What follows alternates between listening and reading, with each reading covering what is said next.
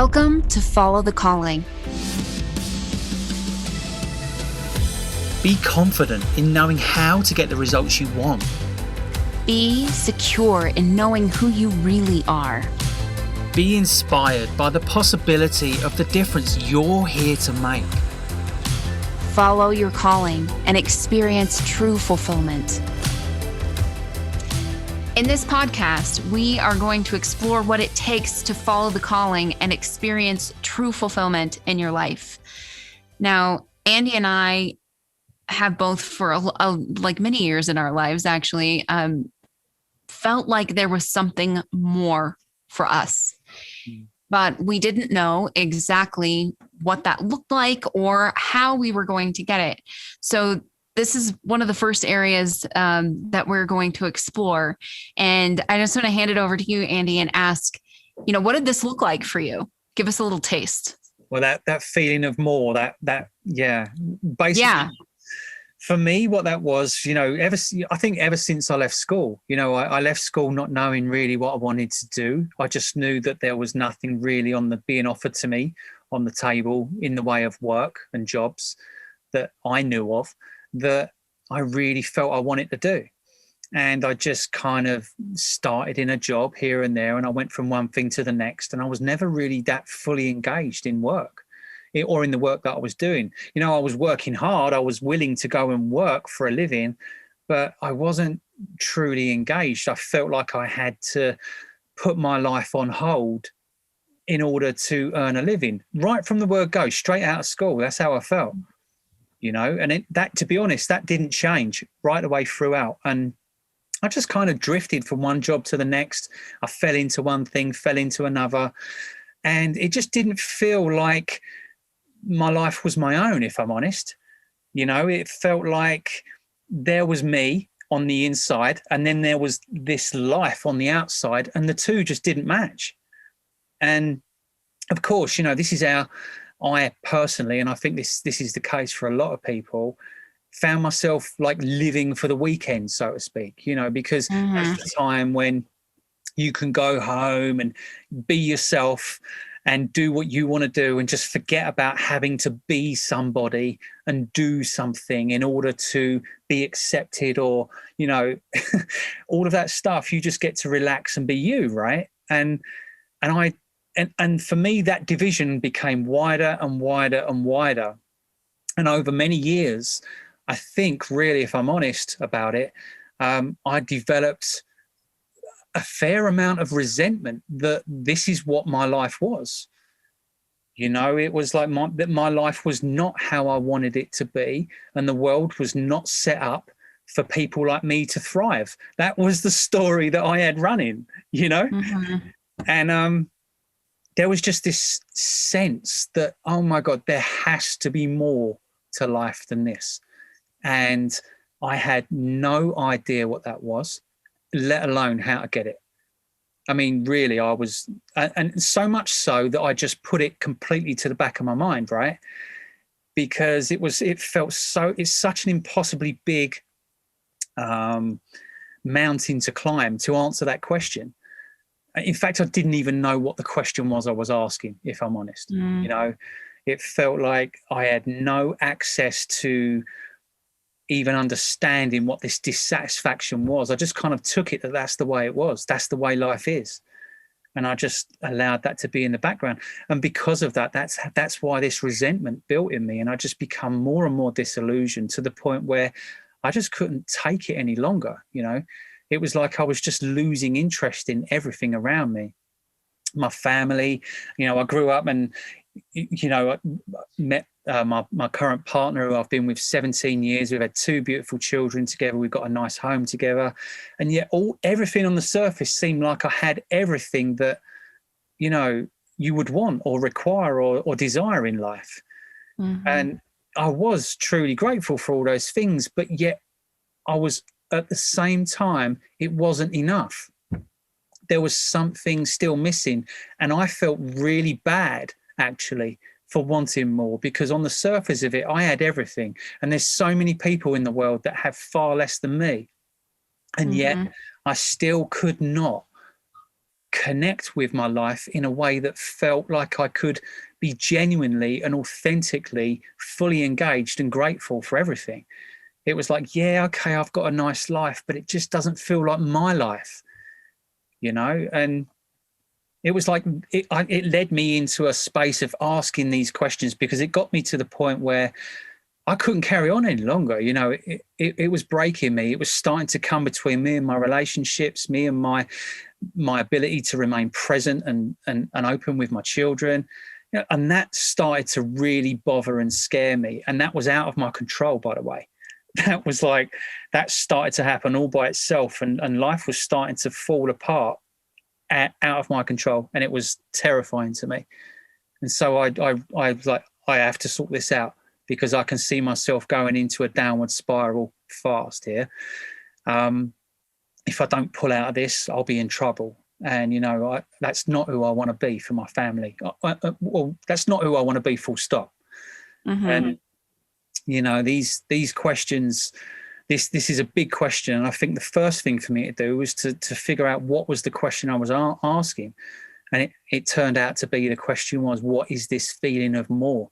What does it look like in my life to fulfill this feeling of more? Like, to have this feeling not be there, to have it be that my life is my own, And that's what really set me out on this journey of questioning. And I'm sure that yourself, you have a very parallel, a very different, but a very parallel story too, right? I mean, how is it for you?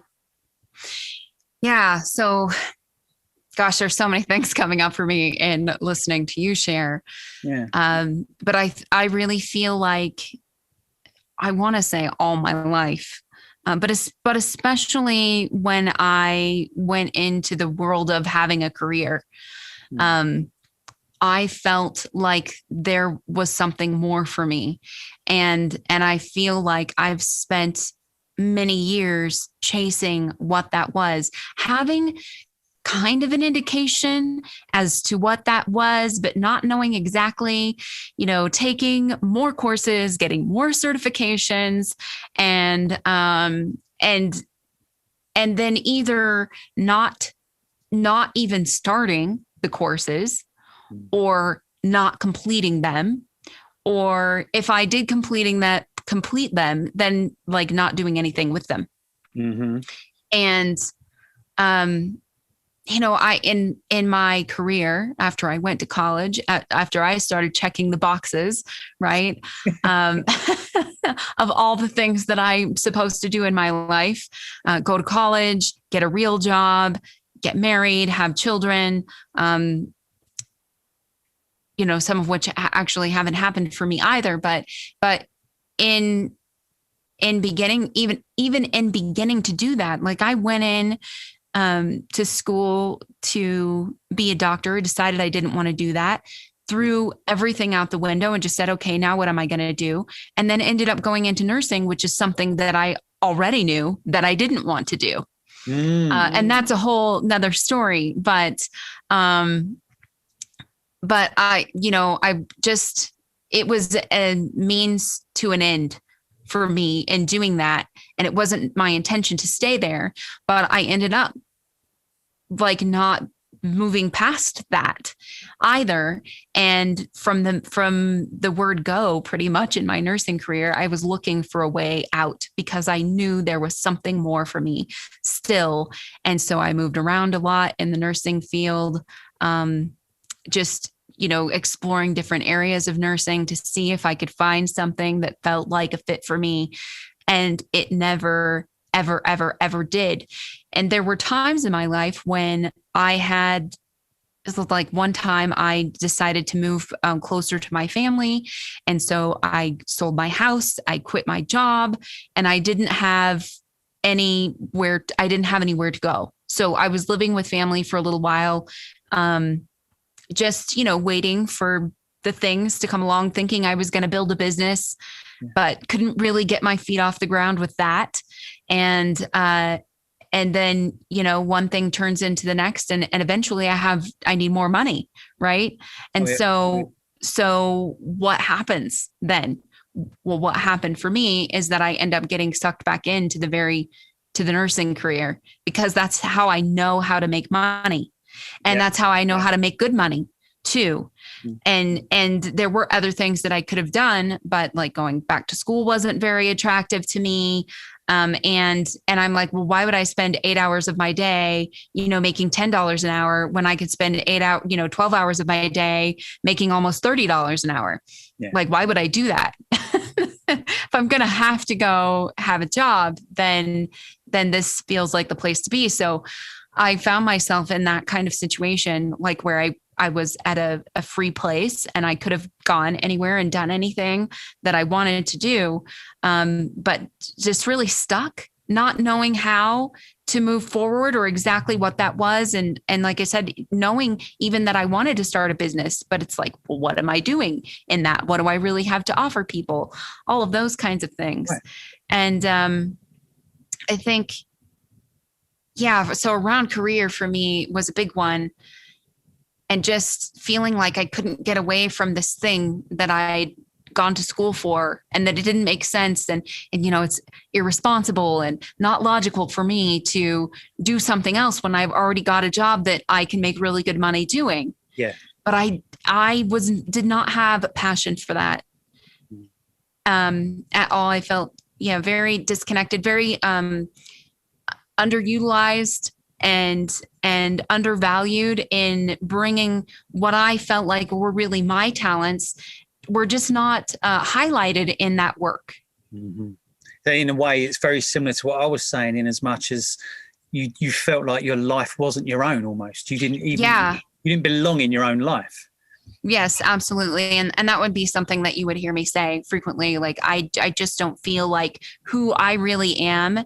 I just don't feel like my life is a reflection of who I really am. Right. What's happening out there does not seem to match what's in here. Yeah. And so like I said, I just a lot of chasing. And I mean, and this even bled over into relationships and stuff because I was looking for any and every way to satisfy this feeling that there's more for me. So maybe it means, being married, maybe it means having children.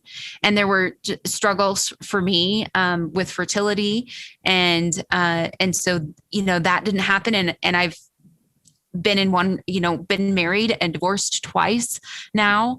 Yeah. And that also has been part of the chasing, trying to satisfy this feeling of more inside of me. And it just, nothing was working. Mm-hmm. And something had to change. Yeah. Do you know what? It's making me realize actually that the key thing for me at the time, the real pain of it all, was that, in starting to ask even once I'd realized that, I have to do something about this. And then you set off on the journey of trying to make the changes, right? Even once you're resolute about making those changes, you set off in that direction. You might even have an idea where you're going, right? You might have an idea where you're headed for. With you say it might have one day looked like relationships. It might have looked like a different job. It might have looked like all sorts of things. And it does. It looks like all sorts of things on the surface for every different person. It's different. But in setting off in that direction, in trying to satisfy that feeling of more, the pain for me it was as though I could never reach the thing I was headed for. It was like constantly aiming at a moving target. It was like, and even if I did get there, it was not what I expected when I got there. So therefore, It feels like I've ended up in a completely different place than where I intended to be. So it's like, well, I'm still not there yet. So then you continue chasing and you continue chasing. And then something else shiny in the distance glimmers and attracts you, and off you go again and again. And then, I found myself like deep in debt through all of this chasing, through all of this pursuing the latest big idea, And I'll tell you, one of the worst things for me as well, actually, Tiff, was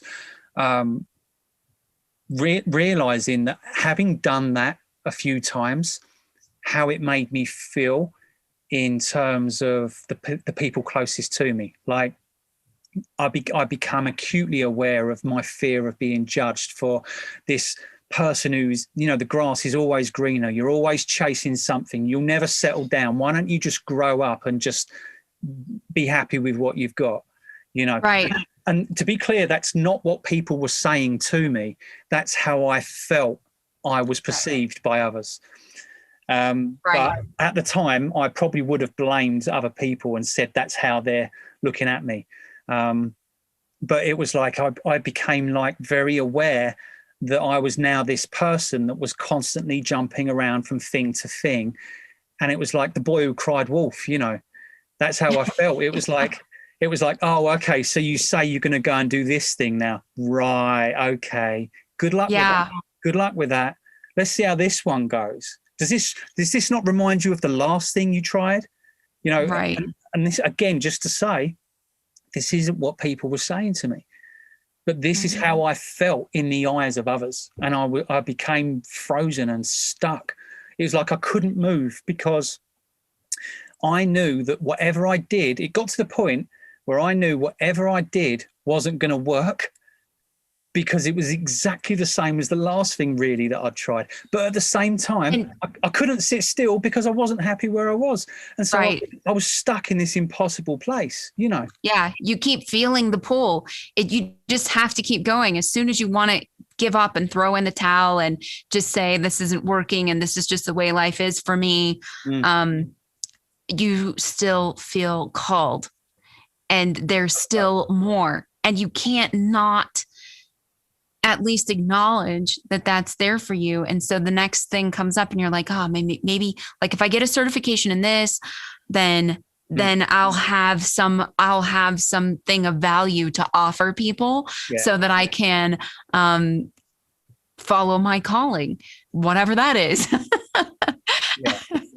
And I really, really get the feeling judged by other people too, and then that puts you in a place of, well, I have this really exciting thing going on in my life, but I'm afraid to share it with anybody because of all the exciting things that I've shared with people and they never worked out. So you begin judging yourself for that kind of stuff. And then that doesn't work either because you're isolating yourself, right? You're isolating yourself from people. Yeah. And, you know, as much as we like to tell ourselves that we're independent and we have to do these things alone, we can't. That's why that doesn't work as well. We need to do this together. And so if we're excited about something, then we need to have a space to share that as well. We can't just keep it all quiet until we've made a success of it before we share. Absolutely. Because that's no way forward. It isn't. You're absolutely right. Like, I became so aware that like I cannot do this without my partner and my children and my family by my side. It's like I can't live this life where my family is separate to what I'm creating for myself, because that's what I've been trying to get away from, is this feeling of separation between me and what I do. There's my work life and then there's me. It's like, no, but now I found myself in a situation where I'm chasing stuff. It's like now I found myself in a situation where there's my family life and what I'm trying to create. It's like there's still this division between who I am and what I'm up to, what I'm basically who I am and what my life looks like. And what I was asking myself was, what is it that has me continuously chasing after things and then move away from me? It's like when I move, it moves, you know, it's like when I move forward, it moves forward. So it's like, I felt like a donkey chasing a carrot.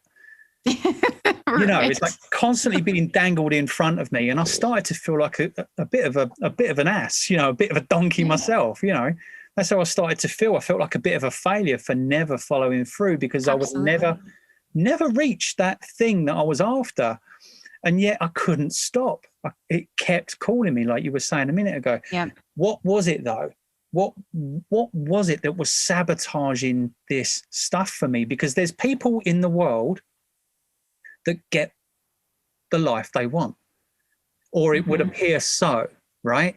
And it would appear so in such a way that had me believe firmly that that's possible for me. Right. And I was like, no, this has to be possible for me. There's no way that I'm any different to anybody else. Yeah. If someone else can do it, I can do it. And I need to find out what on earth it is that's sabotaging my results. What is it that's getting me the results I'm getting? And Right. you know what?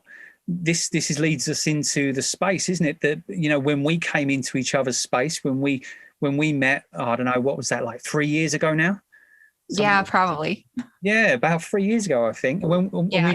we met properly in Austin, Texas, didn't we? Funny enough. Yes.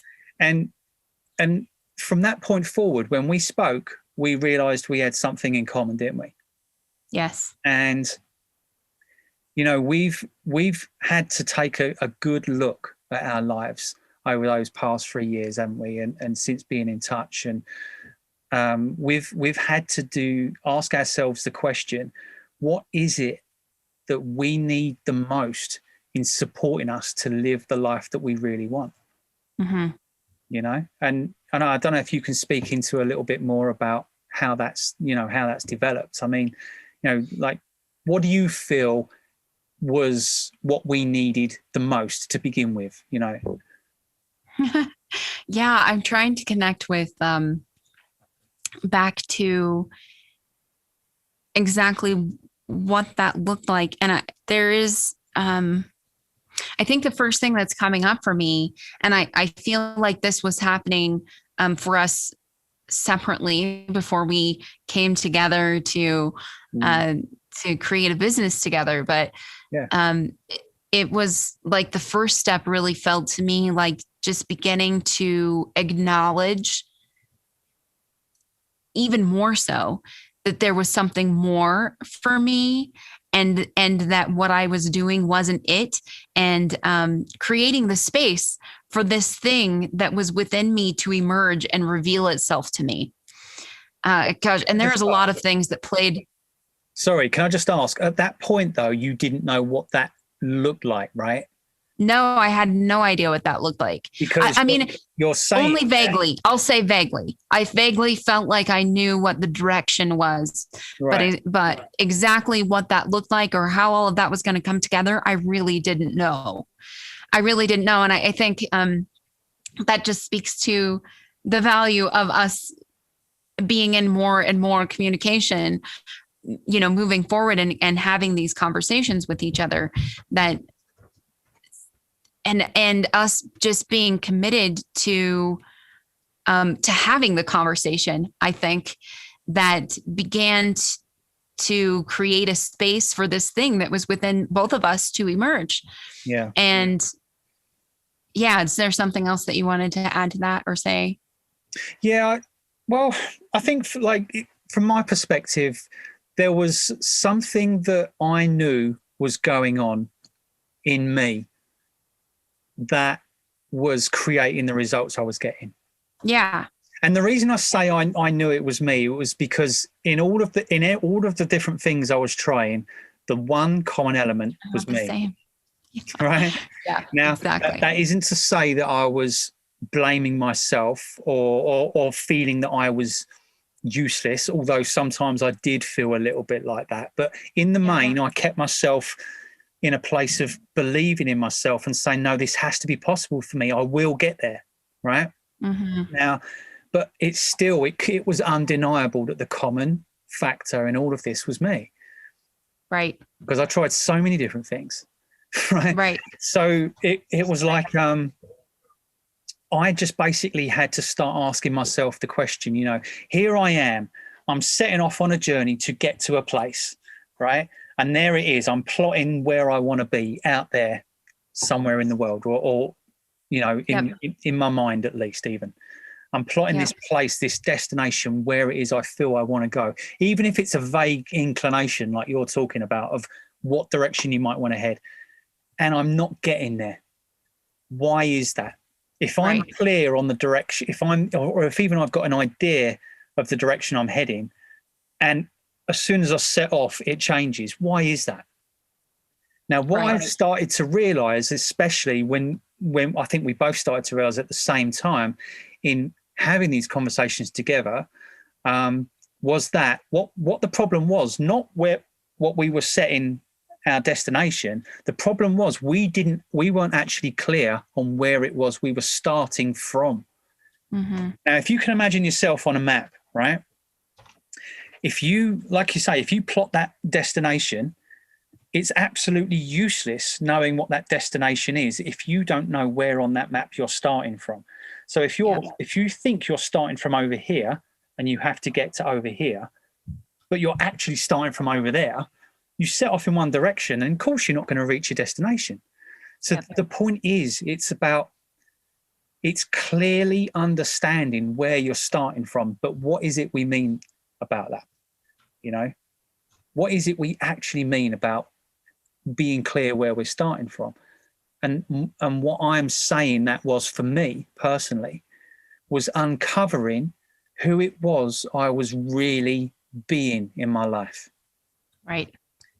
Because something I've come to learn for myself through my own experience is that the quality of my experience is only ever a direct reflection of who it is I'm choosing to be.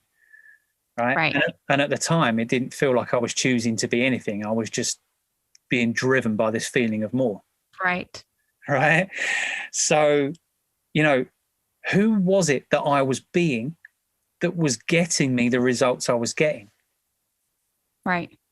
And, you know yourself, right? When we started asking ourselves those questions and we were taking a good, honest look, it's not pretty. Right. We started digging. It's not. No, pretty, it's not pretty. It's not pretty. It's not pretty at all. And I think, as much as I think both of us probably felt like we'd done the work. We've done the work. I've done a lot of work up to this point. Yes. There is a way that we're still skipping over this part, right? And not actually taking a look at who we're being in our life that's getting us the results that we don't want, right? Yeah. And getting really, really honest with ourselves about what that is. It's it was like a lot of skimming the surface. I feel like before then, it's like, well, I'm doing all of these things, right? I am putting myself out there. I'm trying this, I'm trying that. I'm trying. I mean, that's like indicative right there. I'm trying this and I'm trying that. Yeah. I'm trying all of these things and nothing is really working. And where we have uncovered the key for ourselves really is diving deeper and getting really honest to the point of ourselves, right? These disempowering, limiting beliefs, this inner talk that I'm hoping that you can still hear me. Yeah, you're good. You're good. Limiting. Am I breaking up? No, you're good. Limiting beliefs. Okay. Yes. So these limiting beliefs and these voices that we have in our head that are, I've kind of lost where I was going with that now, but the stuff that's holding us back, that's happening on the inside, that's telling us all the reasons. Anyway, I'm going to let you pick it up from there because I did lose where I was going with that a little bit. No, that's fine. No, I appreciate that. It's with that, like, it's like the question of asking who am I being in my life that's getting me the results I'm getting. Well, right there's responsibility in that, just in asking that question. Right. I know where I was going now. Come back. I'll let you carry on. I'll let you carry on then, please. Yeah. So, we're aware there's a certain level of the voices in our head that we're aware of.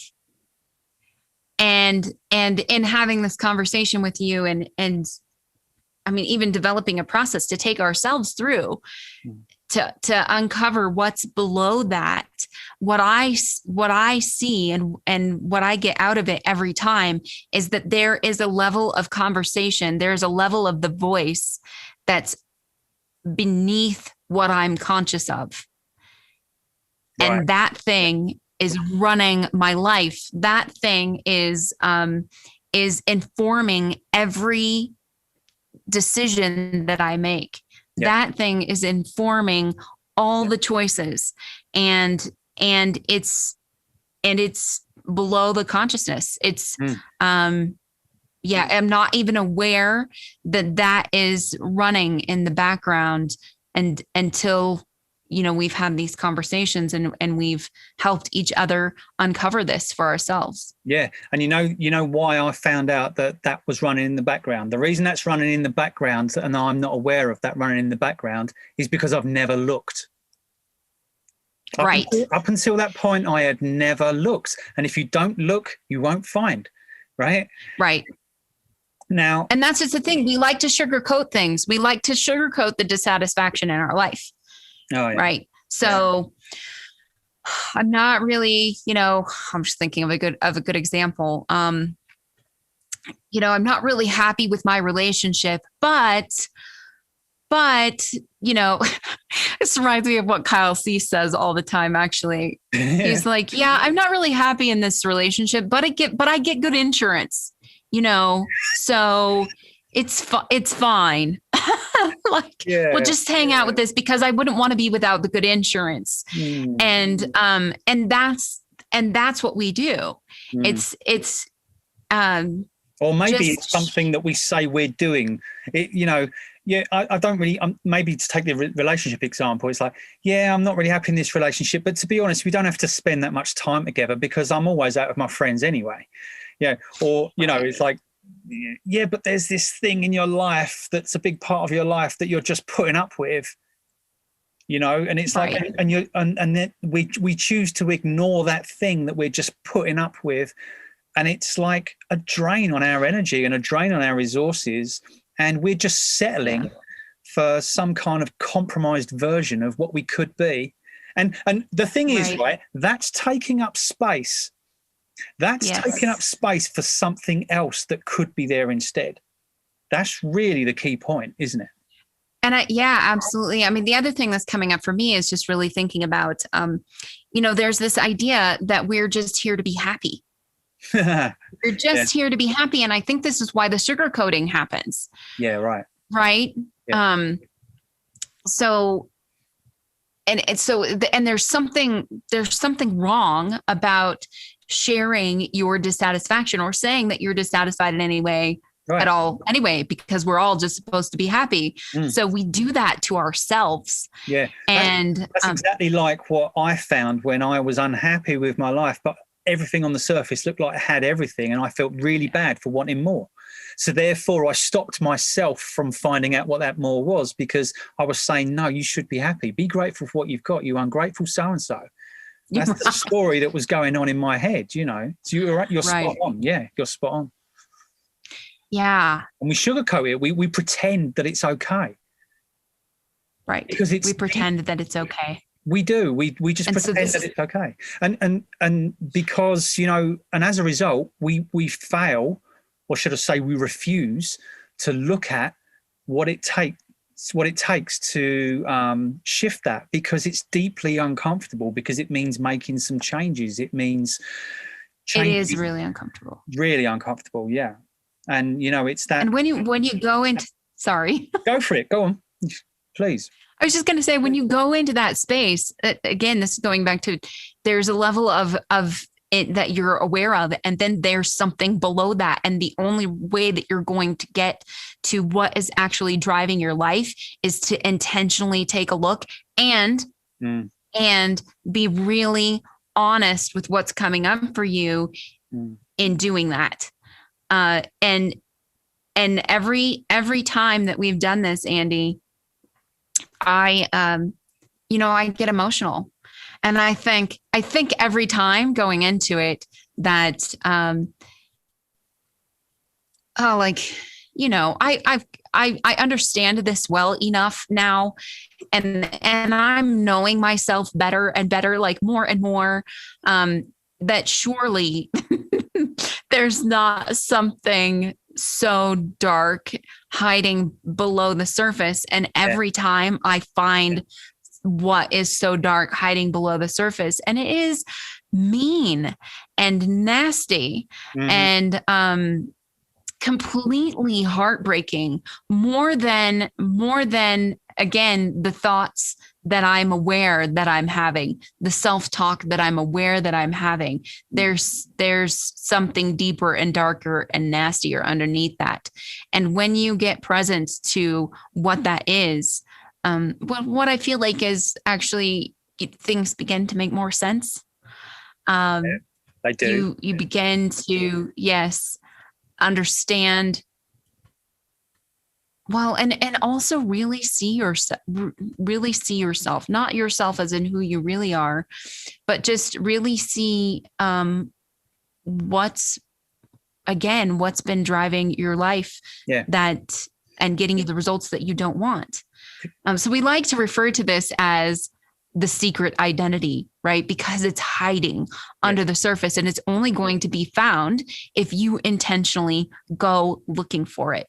Go ahead.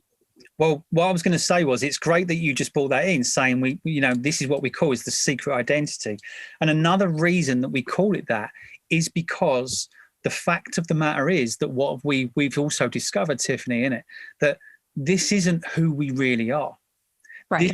This is who we've identified ourselves with in some kind of false way.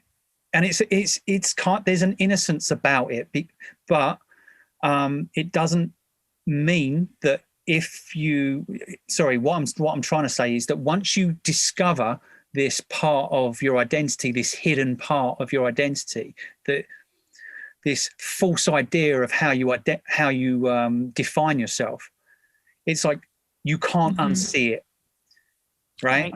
And it's like, that's the part then when you have to take notice, because if then you choose to look away, then of course that's willful ignorance. You're no longer in the realm of innocence. There's no responsibility in that. You would only have yourself to blame, because when you were speaking about things start to make more sense when you uncover the secret identity, the part of your identity that's been getting you these results, it's like, yeah, they do match.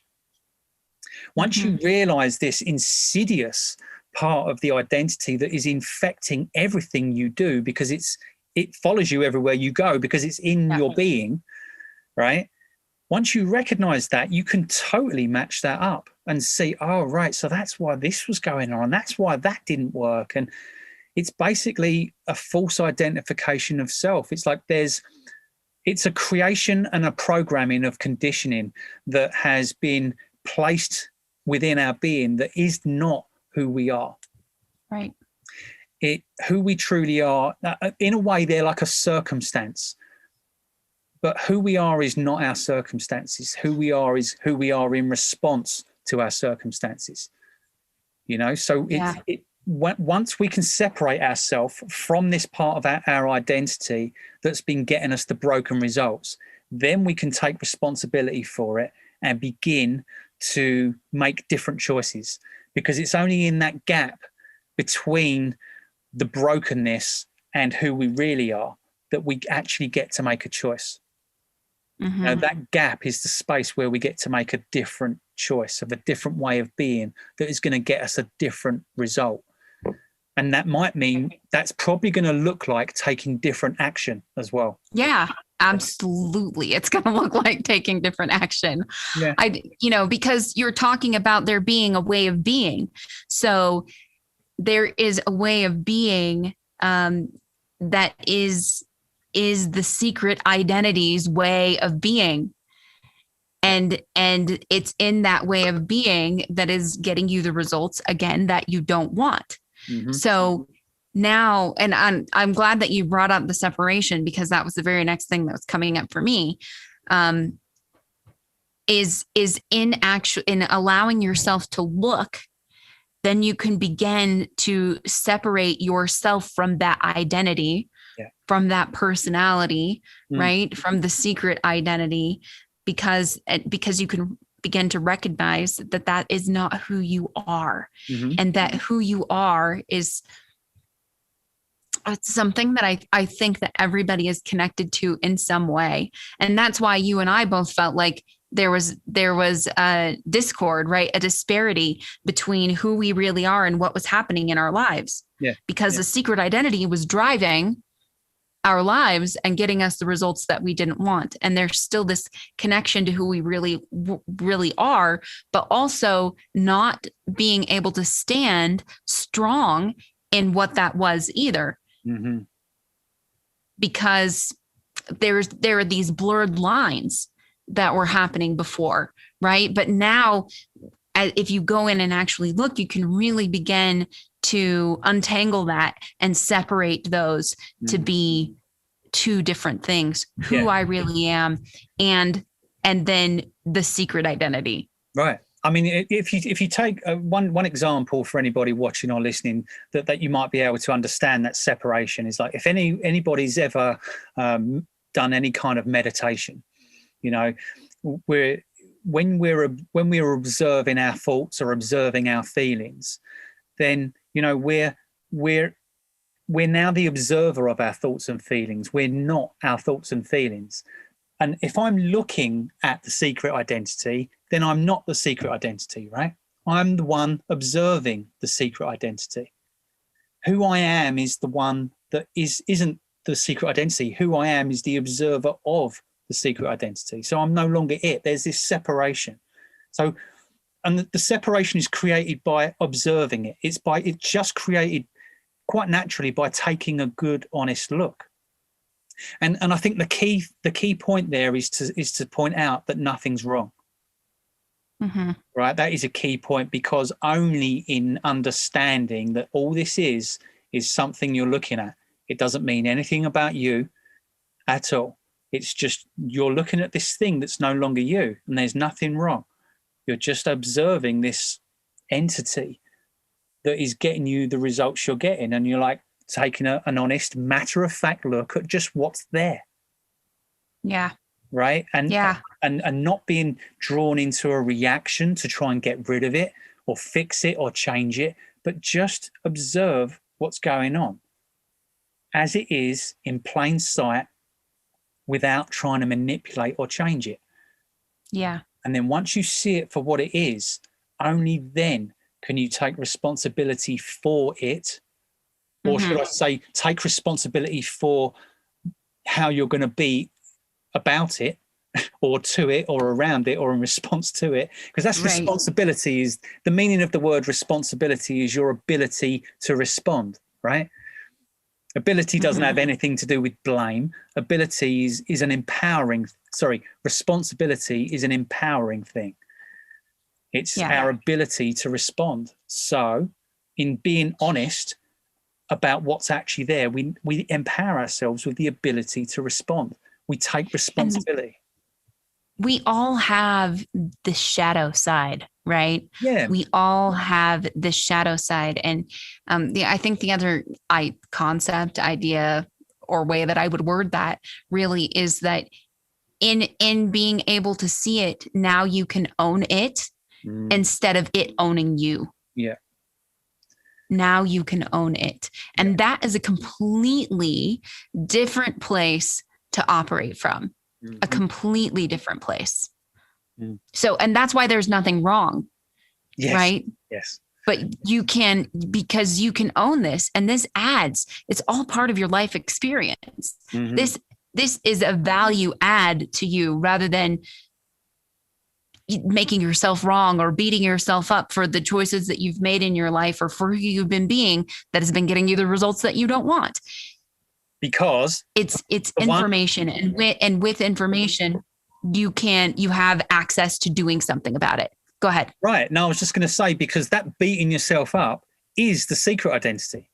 And that's how it tricks us. It tricks us into, it does such a good impersonation that it actually tricks us into thinking that we are it. And that's what it feeds on. It feeds on smoke and mirrors and lies. It is brokenness to its core. And that's why it's getting us the broken results that we're getting in our life. It is a sick and twisted, broken mess. And it is not who we are. And it doesn't mean anything about us. And there's nothing wrong with the fact that it's there. It is just the manifestation of brokenness. And it's okay, because who we are is our response to that. We are not the brokenness. We are our response to it, to that, or whatever goes on. Right. Which really leads us into the second part that we began to develop for ourselves, really to unravel, which is, and I think we can bring this in now, actually, which is designing or leaning into your super identity. So this is what is like connecting with the possibility of who you really are, allowing yourself to connect with that is what I really feel to say, because it's reminding me of what I was sharing earlier. You know, there's this feeling of more, and how much did we make ourselves wrong for having that feeling, right? How much did we make ourselves wrong for wanting to pursue things other than what was on the checklist for us to check off? Mm-hmm. Per society's rules. Everyone else's expectations. Yeah. Yes. Yeah. So we have this thing over here that says this is what your life should look like, and this is what's going to fulfill you and make you happy. Mm-hmm. And we're looking at all those things and going through all the motions, and we're like, we're not happy. We're not happy. Check. We're still not happy. And there's this other thing. We say, we've got to the bottom of the list, and then we say, oh, so there must be something wrong with me. Yes. But no, that's not working either. Right. So what is the solution? So rather than, as you're saying, identifying with the secret identity, we have to have an identity. We have to operate in the world. The personality part of us isn't going away. But how about we have the personality work for us rather than us work for the personality? And if you look at like the story of like superheroes, for instance, this is how we equate this. The superhero always has their nemesis, right? So the nemesis is the secret identity, if you like, that brokenness, that, like let's say, for instance, the Joker. That's a dark, messed up figure, right? That just carries around bitterness and twistedness and evil doing everywhere they go, right? So, and then there's the super identity, the personality that stands for a much more empowering possibility. And it is an expression of who you really are, right, into the world. Right. So through like the super identity is, because like you said, the personality isn't going away. The mind isn't going away. It's part of our human experience. So what we want to do is integrate the personality with who we really are, so that who we really are is being expressed into the world. Anyway, go ahead. I just love that part.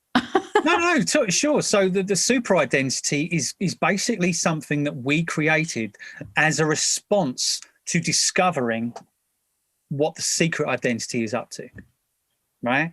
So it's a direct response. It's an answer. It's a call and response situation. So, and when I say it's a response, it means it's the appropriate response to whatever we find. Now, everybody finds something different when they take a good, honest look at what's been getting them the results they've been getting. But essentially, it's a disempowering experience to take that look, to understand what's been getting you the messy results you've been getting, but then to create a persona to operate from that is the antithesis, the antidote to that way of being, that gets you the results you actually do want in your life. That that carrot being dangled in front and of feels. That I was talking about, the carrot in front of the donkey. It's like, no, it's no longer the carrot and the donkey. There is just you on the map. You now know exactly where you're starting from because you've uncovered that secret identity, and then there's the place to go to, the goal. Now, the goal on the map, the destination, if you like, is what we refer to as the super identity, because the super identity is the goal. It's this person you envisage yourself as being. Who is it you want to be in your life? And who is it that you feel connected as who you really are? Because for me, there was always some connection to what that was. There was always some kind of connection to who, because if I didn't have some kind of connection to who I really was, then there wouldn't be dissatisfaction in my life. Totally. You know, that feeling of more. So, right. I wouldn't have had the feeling of more. There wouldn't have been the disparity, and therefore I wouldn't have been dissatisfied. Right. So there is an element of knowing what that is, but the super identity is about leaning into that and allowing yourself to explore the possibility of what that is. And you were talking about a goal. So we see a goal as a place to come from, not a place to get to. Yeah. And then like this is bleeding into the next episode of this podcast. But I'll let you speak into that any more that you want. And then I feel like we're getting to a good place. Yeah, sure. So it really, when you say that the super identity is an expression of who we really are, it's the goal. It's the place to come from rather than the place to get to, right? So, okay, if who we are is the place to come from rather than the place to get to, does that not suggest that we already are who we want to be? Does that not suggest that we already are whole and complete? Does that not say to us that, okay, we've already got everything we already need? So we already have everything we could ever need. Right. And I think that's why I was saying allowing, right? Because you are already all of that. You have access to it all, but it's about allowing yourself to explore and lean into and live from that place, which I think many of us have prevented ourselves from doing over the years. Right. Now, the very act of chasing fulfillment, the very act of looking for fulfillment outside of yourself has you never, ever looking at where fulfillment actually is. Where fulfillment actually is here, right now. I am already enough. Yep. No, but it's having that living as your everyday living experience rather than just saying it. It's about what does it take to actually have that experience. So you have to allow yourself to, as you were saying, explore the conversation of what it means to already be everything you ever dreamt of, to already be the success that you're looking for. And when you see yourself as the success that you've always been looking for, well, then you can actually then go out into the world and create whatever you want. Because the point is you've already won the game. You're already the success you've been looking for. So anything you do is value add, right? And it's like you're going out into the world just seeing yourself as a success already. So you're way more likely, if not, it's inevitable actually, that you will end up being where you want to be. Because you're already where you want to be. So wherever you go, you're always where you want to be. So that's a good solution, right? That's a fail-safe solution. That's a no-lose situation. It's so much about allowing ourselves to go there. It's so much about allowing ourselves to go there, and being able to separate ourselves from who we've seen ourselves as externally, because that's the way things are playing out in our lives, right?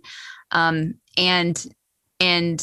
yes, untangling the secret from the super identity. Yes. And that is what gives you access to this.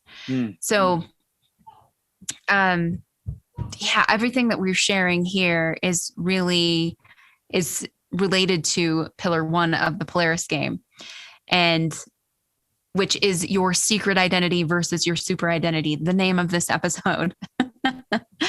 And then, like I was saying before, we're really beginning to touch on the next piece, which is creating and playing your game. So once you've been able to untangle this and you have a better idea of who you need to be in order to get the results that you want to get, now the next piece is creating and playing a game that will have you doing just that. Yeah. Because the goal is a place to come from rather than a place to get to, right? Yeah, it's creating a game that will support you in being who you want to be on a daily basis. And yeah, that's very much the next step of the conversation. Yeah. So if you have anything else to add here, Andy? No, I think that's a really great place to end for this one, I feel. And I've really enjoyed talking about this, actually. Yeah, it has been. It always is a good time when we hang out. Again, this is just the beginning of the conversation. We will continue this conversation in the next episode of Follow the Calling, where we'll speak more into creating and playing your game, which is pillar 2 of the Polaris game. And creating something that will get you the results you actually want, right? Absolutely. That is also going to be a very, very fun conversation. So make sure that you stick around for that. Yeah. Cheers. Thanks, Tiff. See you there. Thank you, Andy. We'll talk to you later. Thank you for showing up for yourself and exploring this space with us. We are a stand for you to follow your calling, whatever that might be. Be sure to subscribe, and if you're interested in playing with the concepts that we share in this space, we'd encourage you to go to thepolarisgame.com/play and grab our free training. And you can also find that link in the show notes.